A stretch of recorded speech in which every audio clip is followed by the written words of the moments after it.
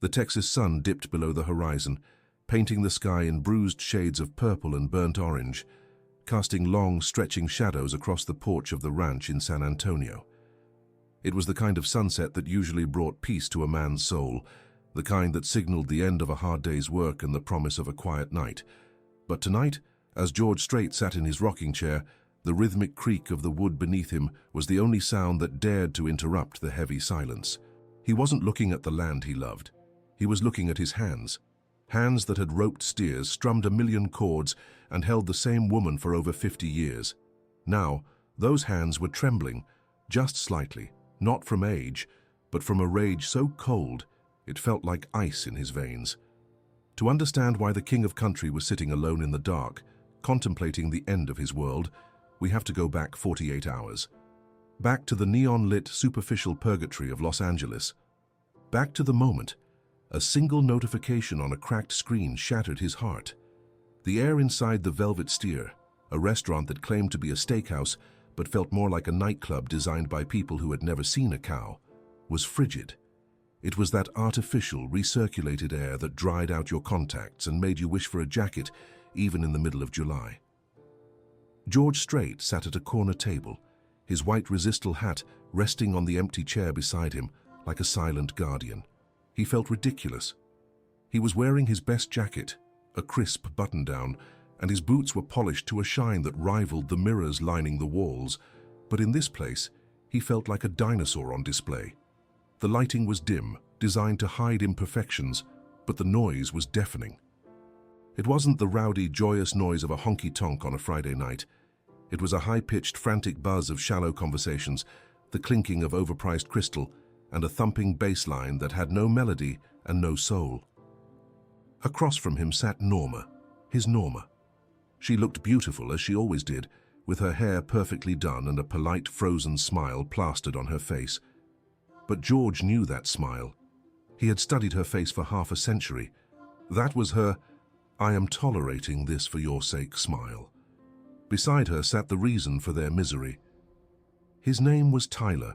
He was 25 years old, wearing a t-shirt that probably cost more than George's first truck, and he hadn't stopped talking for 45 minutes. Tyler was a brand architect from a digital media agency that George's management team had insisted they meet. "You need to capture the youth, George," they had said. "Tyler is a wizard with Gen Z." George took a sip of his water, wishing it was whiskey.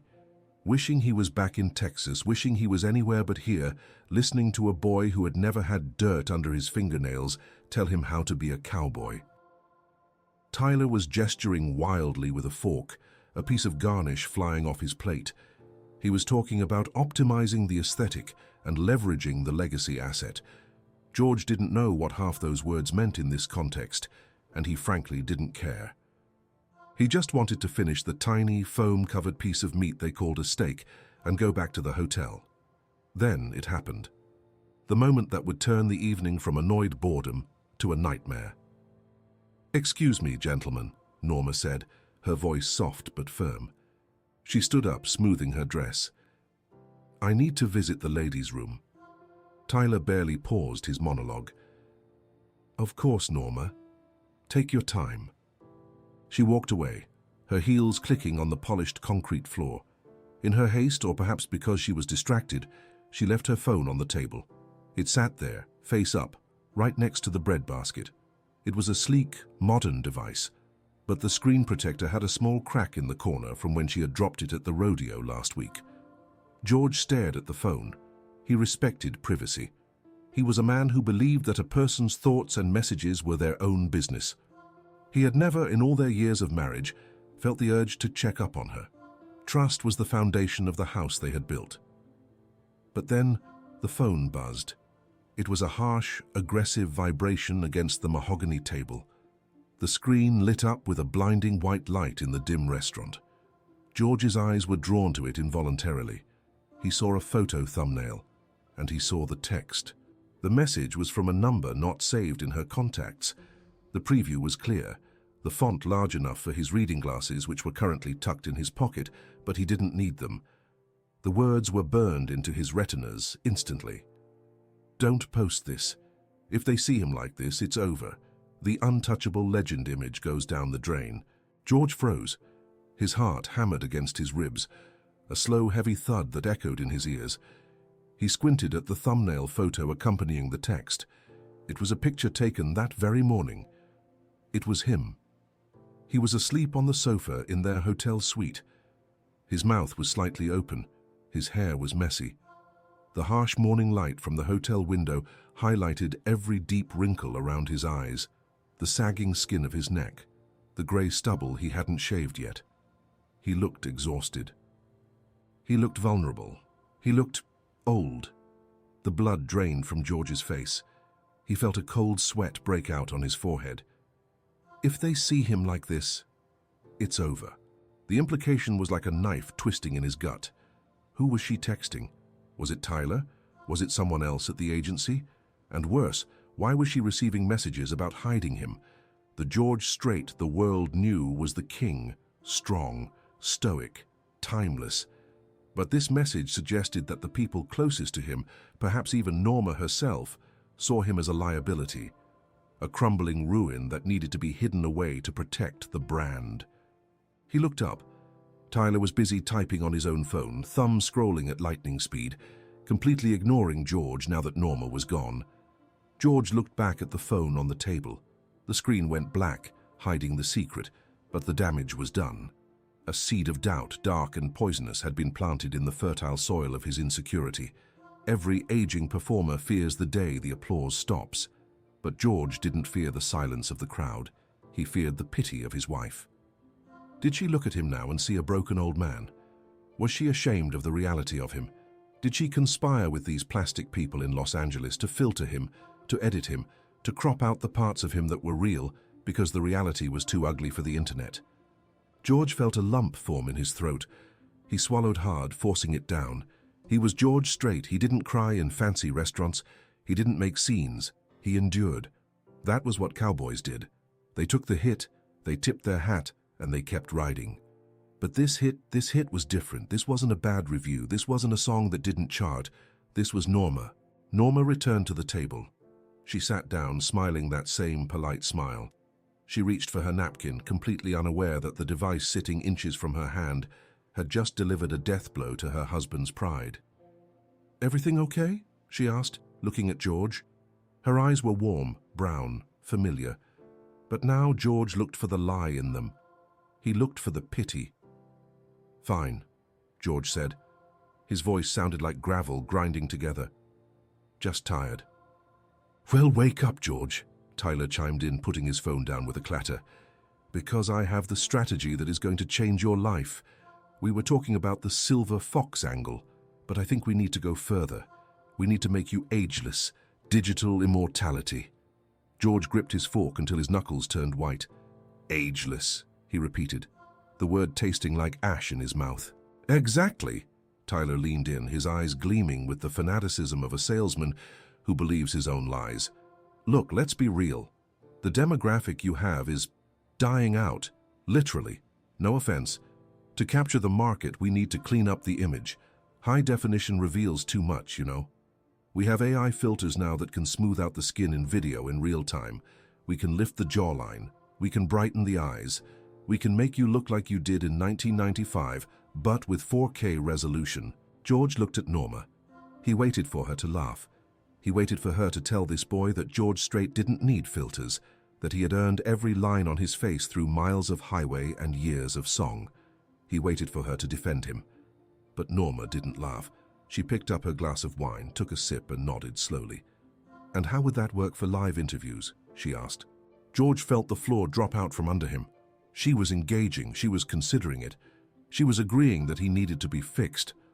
"Oh, it's seamless," Tyler said, excited to have Norma's attention. "We set up a delay. The feed goes through our servers, gets scrubbed and broadcasted.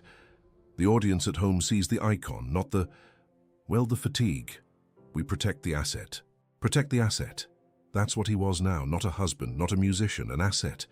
A crumbling building that needed a fresh coat of paint before the buyers came to inspect it. George looked down at his hands again. They were the same hands that had built fences and held babies. Now, apparently, they were too old to be seen. He felt a wave of nausea. The smell of the truffle oil on the table was suddenly overwhelming. He wanted to stand up, flip the table, and walk out. He wanted to drive to the airport and fly back to Texas tonight, but he couldn't move. He was paralyzed by the realization that the woman he loved might be embarrassed by him. The message on the phone replayed in his mind. "Don't post this. If they see him like this, it's over." "George?" Norma's voice broke through the fog. She reached out and touched his arm. Her fingers were cool. "Are you listening? Tyler is asking about the social media passwords." George pulled his arm away. It was a subtle movement, barely an inch, but to Norma it must have felt like a slap. He saw the confusion flash across her face, followed quickly by hurt, but he couldn't comfort her. Not now. "I don't have passwords," George said, his voice low and dangerous. "I sing songs, I don't log in." Tyler chuckled, a condescending sound. "That's charming, George, really. The whole Luddite cowboy thing. It's a vibe, but we need access. Norma, you have them, right?" "I do," Norma said, withdrawing her hand and placing it in her lap. She looked at George, studying his profile. She knew something was wrong. She knew him too well. "But maybe we should discuss this later. George seems exhausted." "Exhausted," George muttered. "That's the word, isn't it? Old, tired, finished." "I didn't say finished, honey," Norma said, her brow furrowing. "I just said—" "I know what you said," George snapped. It was louder than he intended. A few heads at nearby tables turned. The waiter, who was approaching with a bottle of wine, paused. George lowered his voice, but the intensity remained. "I know exactly what everyone is saying." Tyler looked awkward. He cleared his throat. "Hey man, nobody is saying you're finished. You're the king. We just want to polish the crown. Make sure it shines for the kids." "Polish," George said, looking Tyler dead in the eye. "You mean paint over the rust?" "Well," Tyler shrugged, "if the rust is affecting the structural integrity of the brand, then yeah." The waiter arrived, sensing the tension but obligated to do his job. He poured the wine with trembling hands. George didn't touch his glass. He watched the red liquid swirl, dark as blood. He thought about the ranch. He thought about the horses. They didn't care if he had wrinkles. They didn't care if his voice cracked a little on the high notes sometimes. They just cared if he was kind and if he fed them. Why couldn't people be like horses? "Let's take a test shot," Tyler suggested suddenly, trying to salvage the mood. He pulled out his latest model iPhone. "The lighting in here is actually kind of moody chic. Norma, lean in. George, give me that signature smirk. Let me show you what the software can do right here on the spot." George didn't want to smile. He felt like a bear in a circus, asked to dance for peanuts. But Norma leaned in. She put her head on his shoulder. It was a pose they had done 1,000 times for 1,000 photographers. It was muscle memory. But tonight, her head felt heavy on his shoulder. It felt like a burden. "Come on, George," Tyler urged, holding the phone up high. "Smile. Think about royalties." George stared into the lens. He didn't smile. He looked straight through the camera, straight through Tyler, and into the void of the digital world that was trying to erase him. Click. Tyler pulled the phone back immediately. Okay. A bit intense, but we can work with it. Let me just apply the timeless preset. Watch this." He tapped furiously on the screen. Norma watched him, polite interest feigned on her face. George sat like a stone statue. "Boom!" Tyler turned the screen around to face them. "Look at that, George, look at you, 20 years younger, the bags under the eyes, gone. The neck, tight as a drum. We even brightened your teeth a few shades. This is the George Strait the world wants." George looked at the image. It was him, but it wasn't him. It was a wax figure. The skin was too smooth, glowing with an unnatural sheen. The eyes were bright blue, but they were dead. They lacked the history, the pain, the joy, the life that George had lived. It was a lie, a beautiful high-resolution lie. "It looks clean," Norma said softly. George felt his heart crack. She liked it. She preferred the lie. "It's not real," George said. "Real is overrated," Tyler scoffed. "Perception is reality, George. That's marketing 101. If they perceive you as vibrant and youthful, you are. If they perceive you as a tired grandpa napping on a couch, well, then you're done. There it was again. The reference to the nap, the reference to the photo. George's eyes darted to Norma's phone on the table. The screen was dark, but the message was still there, lurking like a venomous snake. If they see him like this, it's over. George realized then that Tyler must have sent that text. Tyler had taken the photo of him sleeping earlier. Or maybe Norma had sent it to him, and Tyler was warning her not to post it. And Norma had agreed. She was hiding him. She was ashamed. The waiter placed the main course in front of them, a large white plate with a microscopic piece of Wagyu beef, decorated with 3 dots of sauce and a sprig of rosemary that looked like it had been arranged with tweezers. "Enjoy," the waiter whispered and fled. George looked at the food. He thought about the barbecue back home, ribs falling off the bone, potato salad made with mustard and pickles, sweet tea in mason jars, real food for real people. This was just decoration, just like the photo Tyler had just edited. "I'm not hungry," George said. "George, you have to eat," Norma said, picking up her knife and fork. "It cost a fortune." "I don't care what it costs," George said, pushing his plate away. "I can't stomach it." Norma put her silverware down. The clatter was loud in the sudden silence of their table. "What is going on with you tonight? You are being impossible. This meeting is important. Tyler is trying to help us." "Help us?" George turned to her, his eyes blazing. "Help us do what, Norma? Lie to the fans? Pretend I'm not 70 years old? Pretend I don't get tired?" "It's not about lying," Norma whispered, leaning in, her eyes darting around to see if anyone was watching. "It's about adaptation. The industry has changed." "I haven't changed," George said, his voice rising again. "I'm the same man I was when I married you. Or am I? Maybe I'm just an asset now. Maybe I'm just something you need to manage." Norma recoiled as if he had slapped her. "That is unfair, George Strait. You know how much I love you." "Do I?" George asked. The question hung in the air, heavy and terrible. "Because it feels like you love the idea of me, the legend. But the man who falls asleep on the couch with his mouth open, the man who forgets where he put his glasses, that man seems to be an embarrassment to you." Norma stared at him, her mouth slightly open. She looked confused, genuinely confused.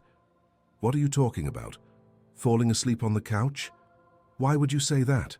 "Don't play dumb, Norma," George said, his voice shaking. "I saw the message." "What message?" Before George could answer, Tyler interrupted, sensing that his big deal was imploding. Guys, let's lower the temperature here. George, look, I get it. It's a shock. But look at the engagement numbers on similar campaigns. Dolly Parton. She embraces the tech. She's timeless. You can be too. We just need to make sure that candid moments are kept offline."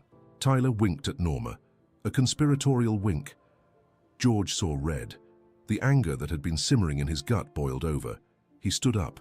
His chair scraped loudly against the floor. He grabbed his hat. "I am not Dolly," George said, towering over the young executive. "And I am not a product you can shrink wrap and sell. I'm a singer. And if my singing isn't enough anymore, if my face is too old for your screens, then maybe it's time I just went home." He looked at Norma. She was looking up at him, her eyes wide with alarm. "George, sit down," she pleaded. "No," George said. "I'm going for a walk. I need some air that doesn't smell like fake money and desperation." "George!" Norma called out, reaching for him. But he turned his back on her. He walked through the crowded restaurant, ignoring the stares, ignoring the whispers. He pushed through the heavy glass doors and stepped out into the cool Los Angeles night. The valet rushed towards him, but George waved him off. He just walked. He walked down the sidewalk, past the luxury cars and the palm trees wrapped in fairy lights. He felt alone.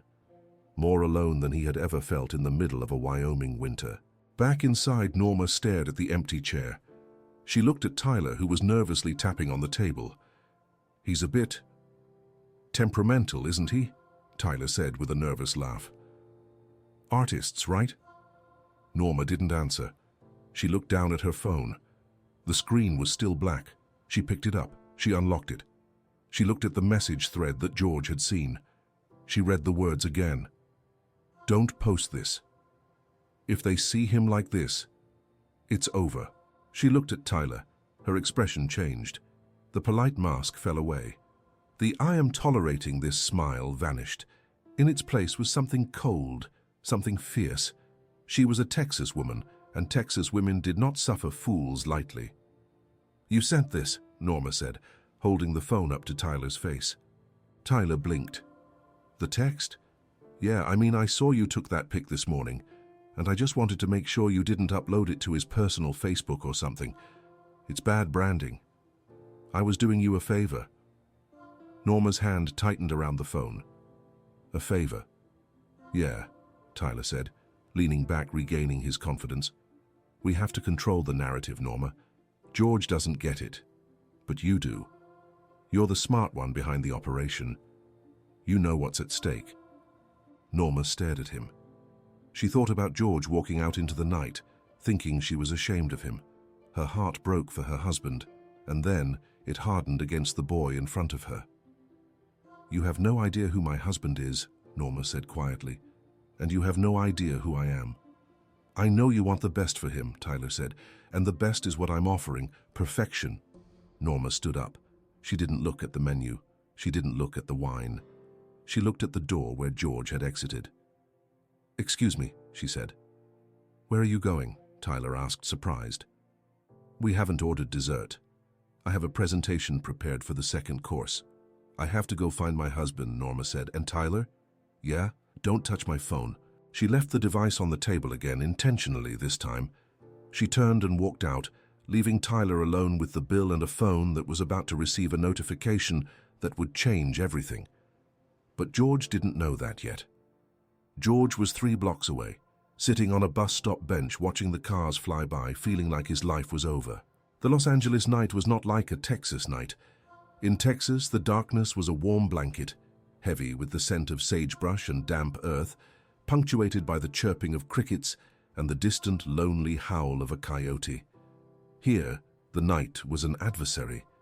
It was a chaotic clash of headlights, sirens, and the relentless flickering glow of neon signs that advertised things nobody needed. George Strait walked with his head down, the brim of his resistal pulled low over his eyes. He wasn't trying to hide from fans. He was trying to hide from the shame that was burning a hole in his chest. He felt like a fool. A 70-year-old fool who had let a few words on a glowing screen dismantle his entire sense of self. But it wasn't just the words. It was the accumulation of years. The aches in his knees when rain was coming. The way he sometimes forgot the name of a new technician on tour. The way the radio played songs that sounded like math equations instead of stories. He had ignored all of that because he had Norma. She was his anchor. She was the mirror that reflected the man he used to be, the man he still thought he was. But if the mirror was broken, if the mirror saw a cracked, tired old man, then who was he? He found himself walking toward a bus stop bench on a busy corner of Wilshire Boulevard. A young man was sitting there, a battered guitar case open at his feet, collecting spare change. The boy couldn't have been more than 20. He had blue hair, piercings in his eyebrows, and clothes that looked like they had been through a shredder. He was strumming an acoustic guitar, trying to make himself heard over the roar of the traffic. George stopped. The music was messy, the guitar was out of tune. The boy was trying too hard, thrashing at the strings, trying to force the sound to be bigger than it was. It was noise, not music. George stood there for a long moment, watching. The boy looked up, his eyes defensive. He saw an old man in a cowboy hat and a suit. He probably saw a relic. "Got $1, cowboy?" the kid asked, his voice cracking with a mix of bravado and desperation. George didn't reach for his wallet. He reached for the guitar. "May I?" The kid hesitated, then shrugged, handing over the instrument. "Knock yourself out, Grandpa. It's a piece of junk anyway." George sat down on the bench. The wood of the guitar was cheap laminate, not the solid spruce he was used to. The action was too high, the strings were old and rusted. But it was an instrument. It had a soul, if you knew how to find it. George ignored the traffic. He ignored the people walking by, staring at the incongruous sight of the king of country sitting next to a punk kid at a bus stop. He placed his large hand over the tuning pegs. He plucked the low E string. Flat. He twisted the peg. He plucked again. Better. He went through the strings one by one, his ear tuning out the sirens, focusing only on the vibration. "You're fighting it," George said softly, his voice a low rumble. "What?" the kid asked. "The guitar," George said, strumming a G chord. It rang out clear and true, cutting through the city noise like a bell. "You're fighting it. You're trying to make it sound like an electric. You're trying to be loud. But this box, it's built for truth, not volume." The kid stared at him. "How did you do that? It sounded like garbage a second ago." "It was out of tune," George said, "and you were playing too hard. You don't have to scream to be heard, son. You just have to have something to say." George shifted his fingers and began to play. He didn't play one of his hits. He didn't play Amarillo by Morning or The Chair. He played a simple, nameless melody, a folk tune he had learned on a porch in Pearsall 50 years ago. He hummed along, a low, mournful sound. For a brief moment, the bubble of Los Angeles burst. The frantic energy of the street seemed to slow down.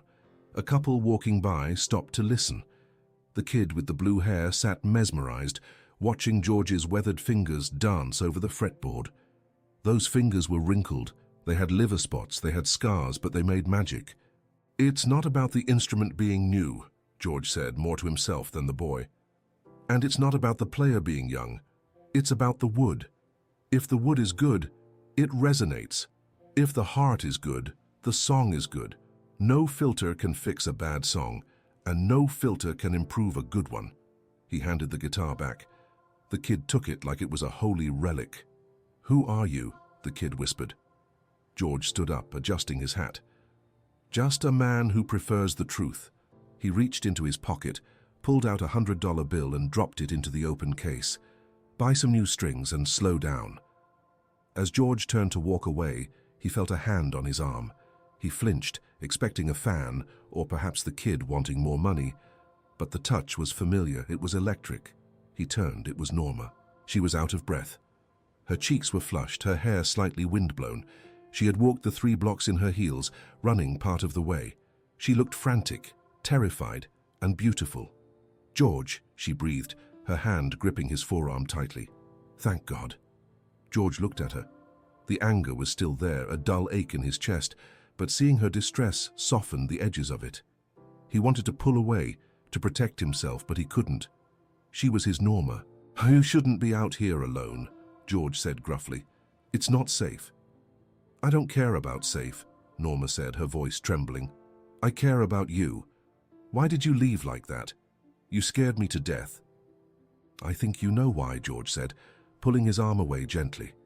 He couldn't look her in the eye. He looked over her shoulder at the flashing lights of a passing ambulance. "I'm not going to sit there and let some child tell me I need to be erased. And I'm certainly not going to sit there while my wife agrees with him." "Agrees with him?" Norma's voice rose an octave. "Is that what you think happened? George Harvey Strait, look at me." He didn't look.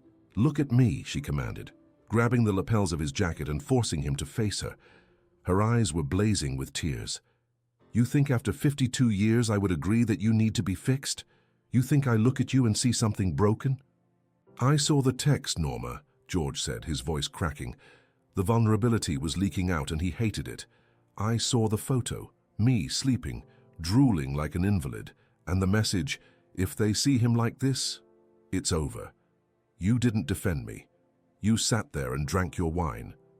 Norma let out a sound that was half laugh, half sob. She shook her head in disbelief. "Oh, you stubborn, foolish, wonderful old cowboy. You read the text." "Yes, but you didn't read the whole story. You judge everything by the cover, don't you?" "I know what I read." "Can you read a text from Tyler?" Norma said fiercely.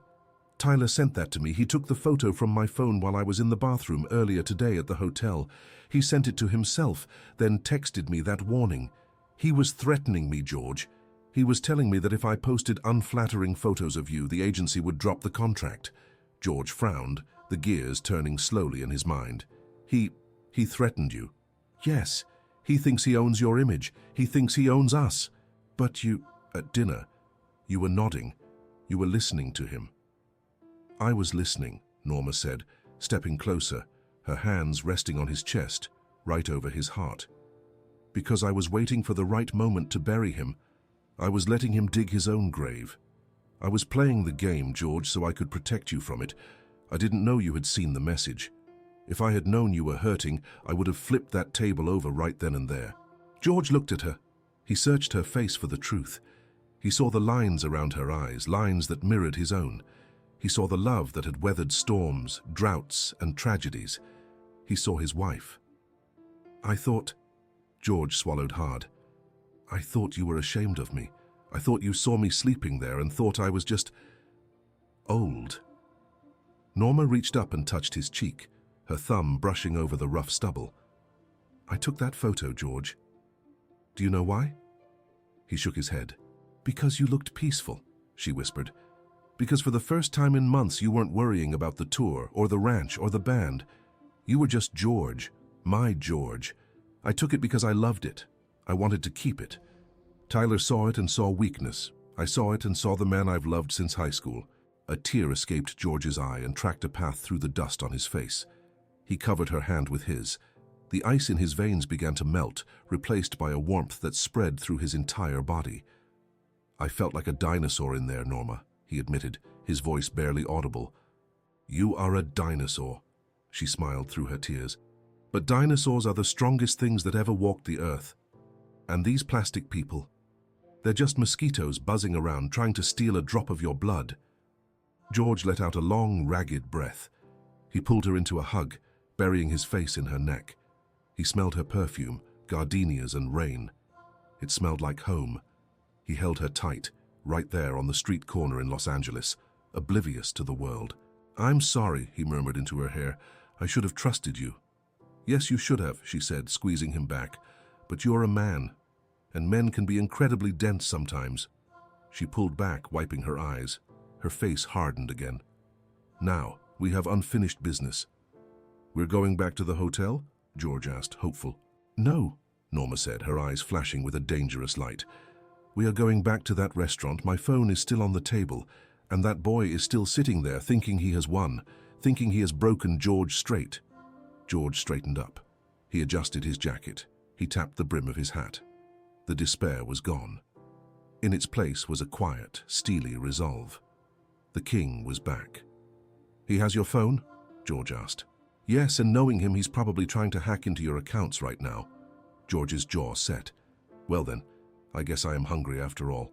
Not for that foam they serve, but for a little justice." "Let's go," Norma said, taking his arm. They walked back toward the velvet steer. They didn't run, they didn't hurry. They walked with the slow, deliberate pace of people who own the ground they step on. As they approached the glass doors of the restaurant, George stopped. "Norma," he said. "Yes? When we get in there, let me do the talking. But you do the typing." Norma smiled, a wicked, delightful smile. "Deal." Inside the restaurant, the atmosphere had shifted. Without George's presence, the table felt empty. Tyler was sitting there, looking bored. He had ordered another bottle of wine on George's tab. He had Norma's phone in one hand and his own in the other. He was frantically thumbing away, a smirk on his face. He was currently on Instagram on a mock-up account, testing filters on the photo of sleeping George. He was erasing the wrinkles, smoothing the skin, adding a golden glow. Caption: "Resting up for the big show. Timeless, King George, forever young." He chuckled to himself. "Too easy," he muttered. "These old-timers don't have a clue. I'm going to make him a star whether he likes it or not." He didn't notice the silence that swept through the room. He didn't notice the other diners stopping their conversations. He didn't notice the waiters stepping aside, creating a path. He only noticed when a shadow fell over his table, a long, cowboy-shaped shadow. Tyler looked up. George Strait was standing there. He looked bigger than before. The slump in his shoulders was gone. He looked like a mountain that had decided to move. Beside him stood Norma, looking like the queen of the mountain. "George," Tyler stammered, trying to hide Norma's phone under a napkin. "You're back. I was just worried about you. I was about to call the police." "Were you?" George asked. His voice was calm, deceptively so. It was the calm before a tornado touches down. "Or were you busy editing my face?" I was just experimenting, Tyler said, his smile faltering. Market research. George pulled out the chair for Norma. She sat down, regal and composed. George remained standing. He placed his hands on the table, leaning in close to Tyler. "You have something that belongs to my wife," George said. Tyler hesitated, then slid the phone out from under the napkin. "Here, I was just keeping it safe." Norma took the phone. She didn't unlock it yet. She just held it. "Tyler," George continued, "you told me earlier that perception is reality, that if people see me as old, I'm finished." "It's just the industry, George," Tyler pleaded, sweating now. "I'm trying to help you survive." "I don't need help surviving," George said. "I've survived blizzards, I've survived heartbreaks, and I've survived trends that came and went before you were born. What I need is to be real." "Real doesn't sell," Tyler snapped, losing his cool. "Look at this place, look at these people. Nobody wants real, they want fantasy. They want the filter." "Maybe," George said. He looked around the restaurant. He made eye contact with a couple at the next table, an older couple holding hands. They smiled at him. He looked at the waiter, a young man with tired eyes who looked like he was working 2 jobs. Or maybe they're just starving for something that isn't fake. Maybe they're tired of being lied to. George turned to Norma. "Honey, show him." "Show him what?" Tyler asked, confused. Norma unlocked her phone. She opened her messaging app. She navigated to the draft folder. "You sent me a warning, Tyler," Norma said, her voice cutting through the air. "You told me not to post the photo of George sleeping. You said it would ruin him. And I stand by that," Tyler said. "It's a PR disaster." "When I left the table," Norma said, "I was writing a reply to you, but the signal in the restroom was bad, so it saved as a draft.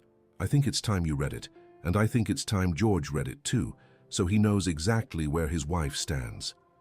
Norma handed the phone to George. George took the device. His hands were steady now. He looked at the screen. He saw the text Tyler had sent, the hateful, dismissive warning.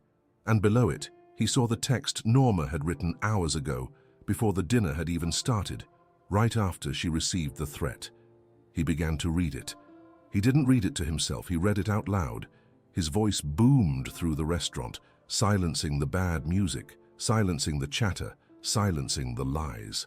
"Tyler," George read, his voice gaining strength with every word, "you will not touch that photo. I took that picture because I love this man. He is tired, because he has worked harder in 1 year than you have in your entire life. He has earned every gray hair. He has earned every wrinkle. Those aren't flaws, Tyler. They are his map.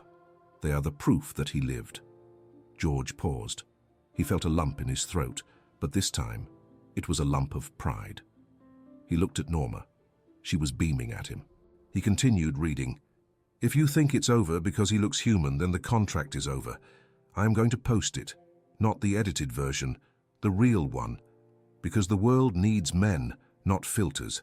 And my husband is the best man I know." George lowered the phone.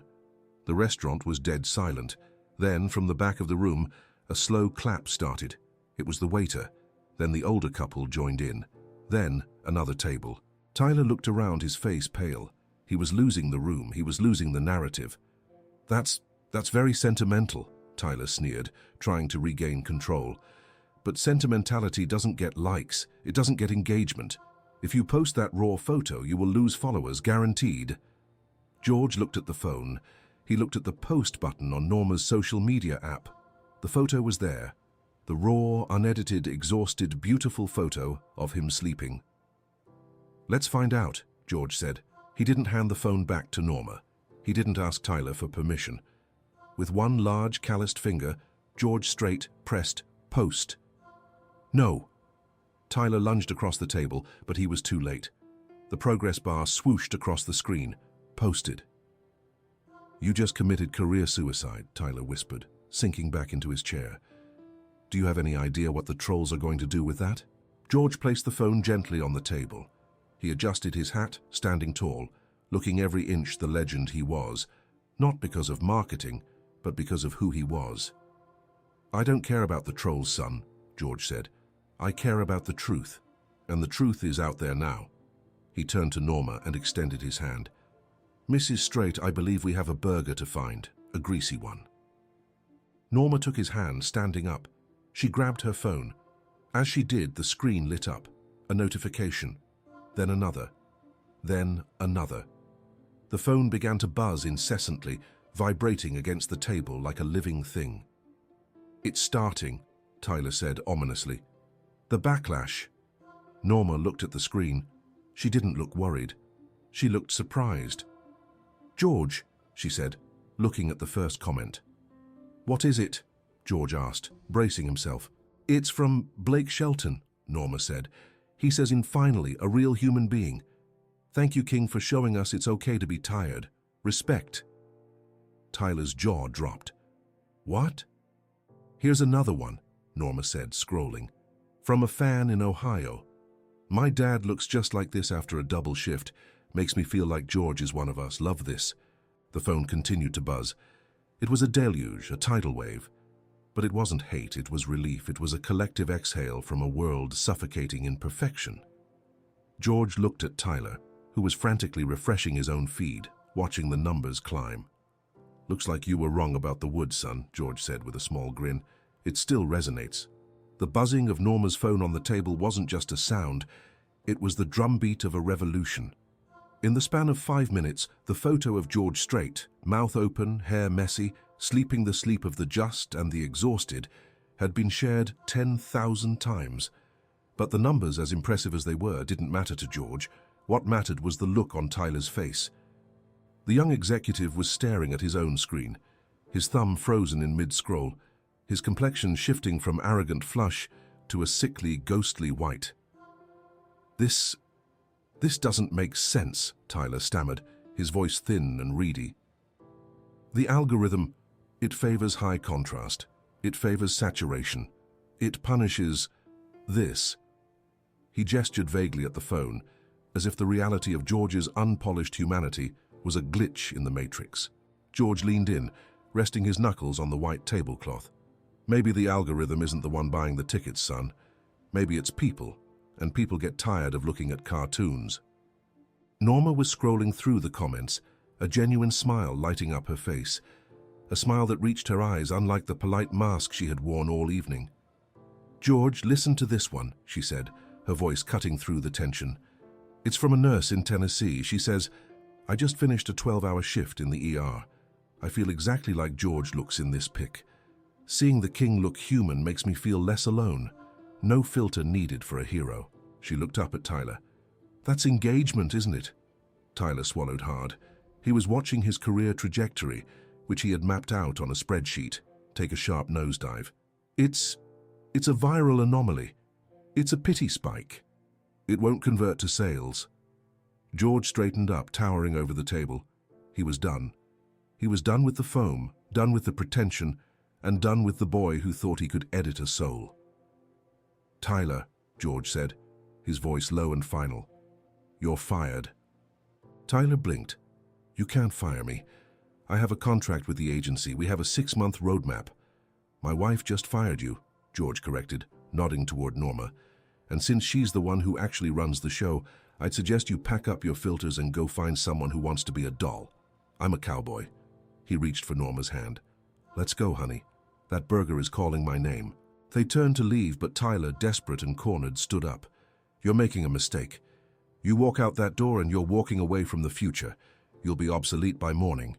George stopped. He didn't turn around.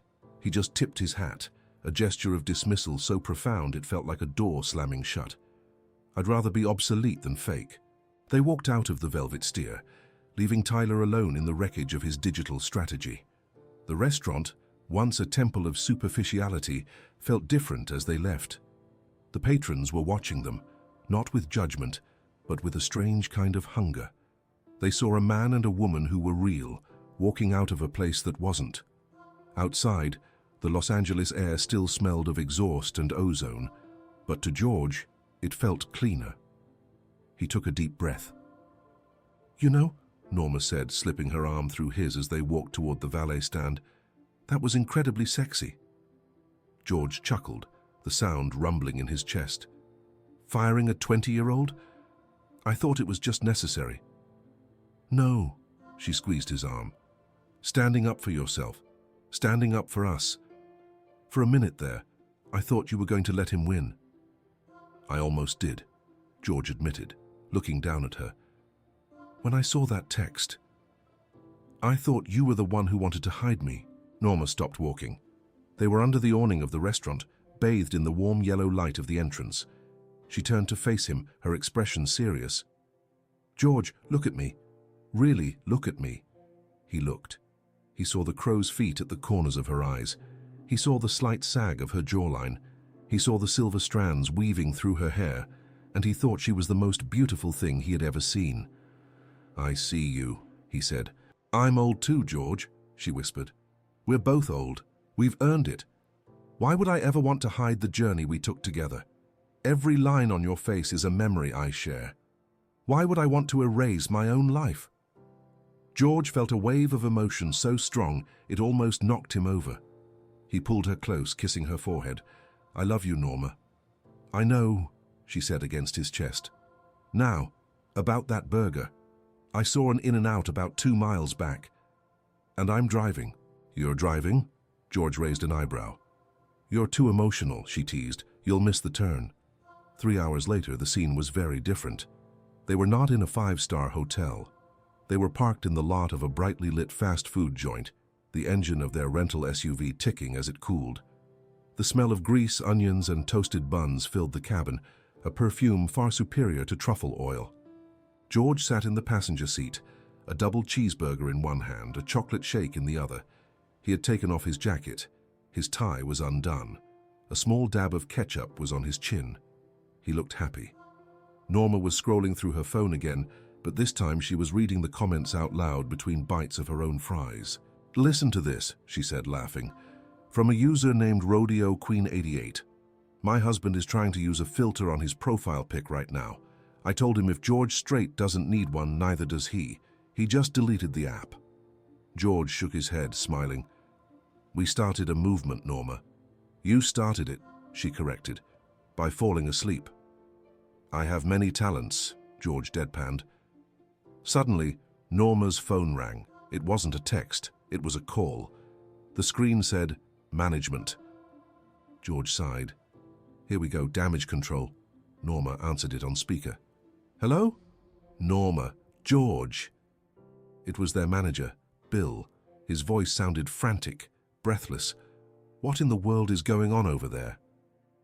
We had a disagreement with the agency, Bill, George said calmly, taking a sip of his shake. Tyler is gone. Gone? You fired the digital lead in the middle of a campaign launch? Bill sounded like he was hyperventilating. Do you know what this means? It means we saved money, George said. George, listen to me, Bill said. I'm looking at the metrics right now. I've never seen anything like this. The engagement, it's through the roof. But it's not just likes, it's sentiment. It's 99% positive. The press is picking it up. Rolling Stone just tweeted an article, The King Keeps It Real, Why George Strait's Nap is the Wake-Up Call Music Needed. George and Norma exchanged a look. So, we're not in trouble? George asked. Trouble? Bill laughed, a hysterical, relieved sound. George, ticket sales for the Vegas residency just spiked 300% in the last hour. People aren't buying tickets to see a hologram. They're buying tickets to see you, the real you, the sleeping giant. George leaned back in the seat, looking out at the neon sign of the burger joint. It was a strange world. You spend 50 years trying to be perfect, trying to hit every note, trying to wear the hat just right. And the thing that makes the world love you most is the moment you stop trying. Bill, George said, cancel the rest of the meetings in LA. What? But we have the styling team tomorrow and the video shoot. Cancel it all, George said firmly. We're flying home tomorrow morning. If people want to see me, they can come to the show.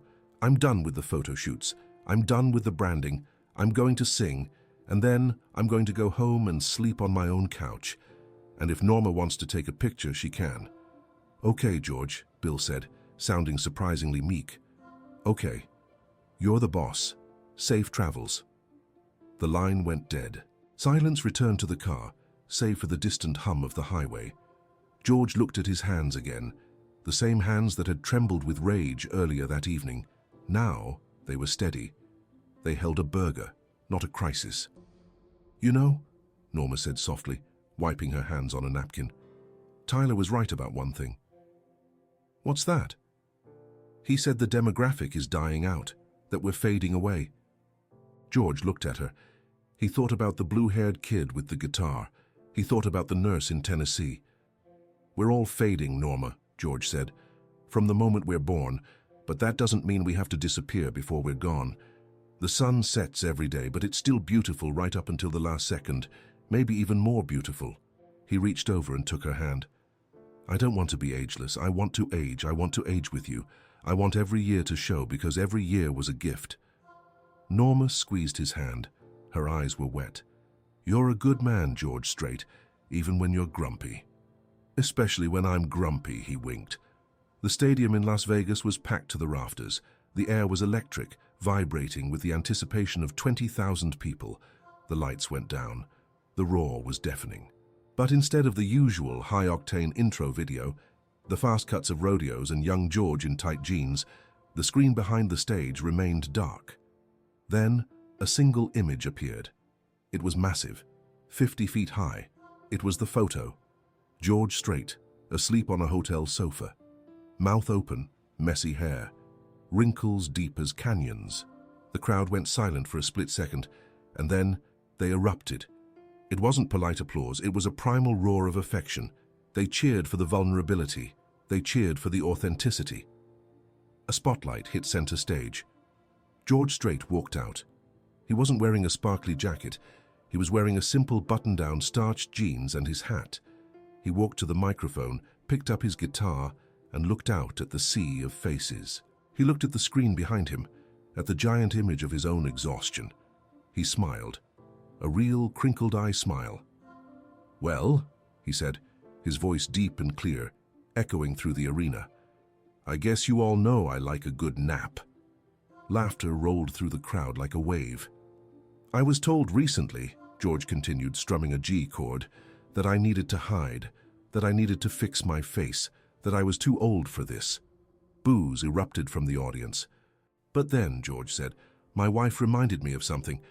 She reminded me that truth doesn't have an expiration date." He looked toward the side of the stage.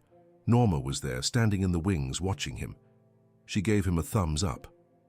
"This next song," George said, "is for anyone who's ever been told they're not enough, for anyone who's tired, for anyone who's real."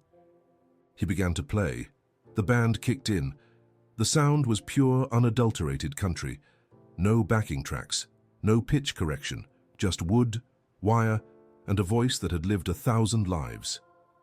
As he sang, people in the audience held up their phones, but they weren't using filters. They were capturing the moment exactly as it was, imperfect, fleeting, and absolutely real. In the back row, a young man with blue hair and a new set of guitar strings watched the stage. He smiled, closed his eyes, and just listened. The king was back. Long live the king.